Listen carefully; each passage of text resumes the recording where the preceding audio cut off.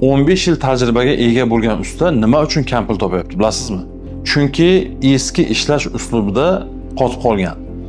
O'zini ustida ishlash yo'q. Shuning uchun o'sish yo'q. Zamon o'zgaryapti, yangi texnologiyalar chiqyapti. O'shalarni o'rganib, ustachiligida ketidan kun ko'radigan bo'lsa, ro'zg'or o'tadigan bo'lsa, yaxshi daromadga qachon chiqadi? Shu o'zini ustida ishlasa, o'sha yangiliklarni qilsa, yaxshi pul topishni boshlaydi.